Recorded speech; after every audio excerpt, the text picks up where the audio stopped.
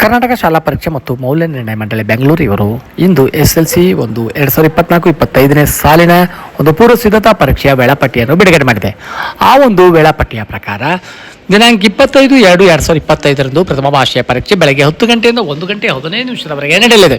ಅಲ್ಲದೆ ದಿನಾಂಕ 27/2/2025ರಂದು ಗಣಿತ ವಿಷಯದ ಪರೀಕ್ಷೆ ನಡೆಯಲಿದೆ. ಅದು ಬೆಳಗ್ಗೆ 10 ಗಂಟೆಯಿಂದ ಮಧ್ಯಾಹ್ನ 1 ಗಂಟೆ 15 ನಿಮಿಷದವರೆಗೆ ನಡೆಯಲಿದೆ. ಅಲ್ಲದೆ 28/2/2025ರಂದು ದ್ವಿತೀಯ ಭಾಷೆಯ ಪರೀಕ್ಷೆ ಅಂದರೆ ಇಂಗ್ಲೀಷ್ ಪರೀಕ್ಷೆ ಬೆಳಗ್ಗೆ 10 ಗಂಟೆಯಿಂದ 1 ಗಂಟೆಯವರೆಗೆ ನಡೆಯಲಿದೆ.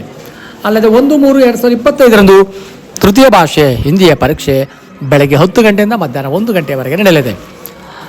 3/3/2025ರಂದು ವಿಜ್ಞಾನ ವಿಷಯದ ಪರೀಕ್ಷೆಯು ಬೆಳಗ್ಗೆ 10 ಗಂಟೆಯಿಂದ 1 ಗಂಟೆ 15 ನಿಮಿಷದವರೆಗೆ ನಡೆಯಲಿದೆ.